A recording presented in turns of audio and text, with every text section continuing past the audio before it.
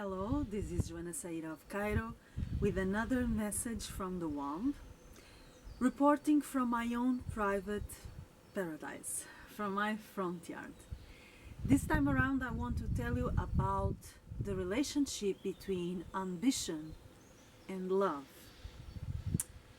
Now, these are two very different modes, ways of operating in dance as in life. Ambition is necessary for a lot of things, so it is not a bad thing in itself.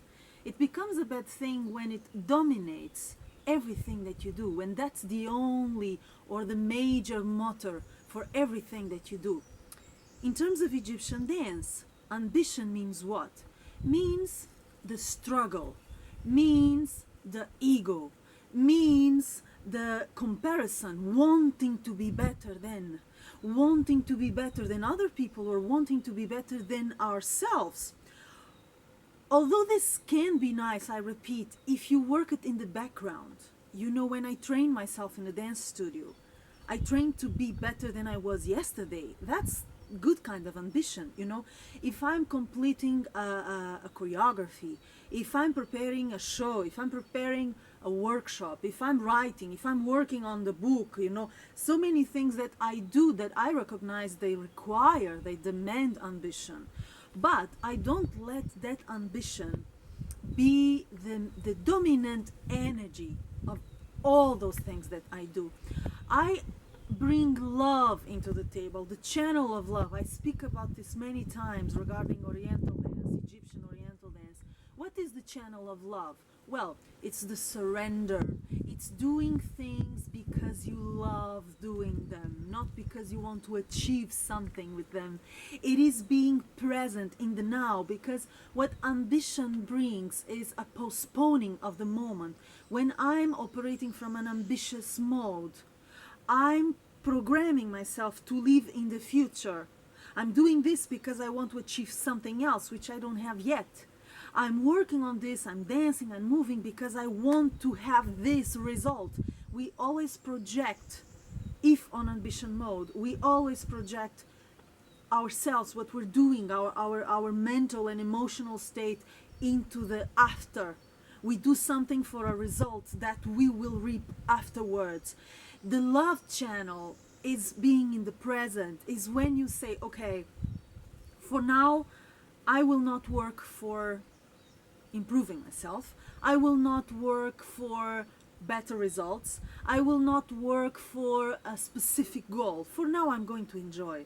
For now, I am going to dance.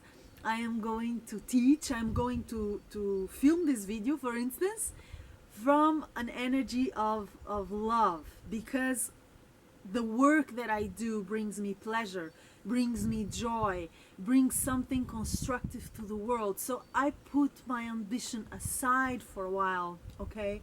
And instead of postponing my best self, I say this is my best right now. And for now, as I'm dancing, as I'm teaching, as I'm creating, I don't want to be better. I don't want to know more. This is where I stand right now, and I'm okay with that. I'm enough.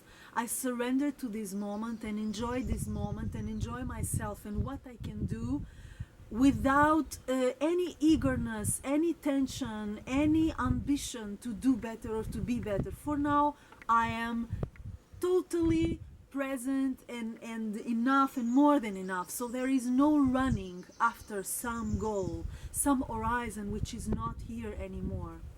Also love, you know, the love frequency brings a fluidity, a relaxation, a smoothness that the ambition mode doesn't bring. And I see this nowadays a lot. Dancers are becoming very aggressive, very busy. Of course, these are trends, these come from fashions, but it is a general tendency to increase the speed, do a lot of things that mean nothing, and have a lot of tension in the movement. You know, I see dancers moving with a lot of tension, and I recognize, because this is where I come from. I started dancing with a lot of tension and ambition as well. And then as I started learning and really getting into the language of Egyptian dance, I understood that tension and fight and struggle and aggressivity first were not um, into the Egyptian dance language. This is one thing, because Egyptian dance language is indeed language of the soul, and the soul speaks of love. You know, it's a very simple rule, somehow hard to understand, but it is what it is. So I do recognize that tension, that struggle, that aggressivity, that eagerness to prove yourself, because I've come from there, you know, and I've developed from that point.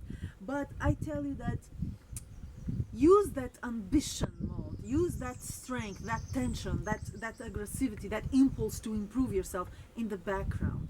Use it while you're training yourself, use it while you're working out, use it while you are you know, practicing movements. There are many venues for that energy, for that male and positive, fierce, struggling energy. But when you're dancing, or when you're creating, whatever you're creating, when you're in the action of presenting something, you know, the frequency or the channel should be love, not ambition. Okay, this is not, believe it or not, it's not a competition. People believe it is. A lot of people live in competitive mode, but it doesn't have to be that way. You know, this is what people decide. Their life and their dance has to be a competition, perpetual competition.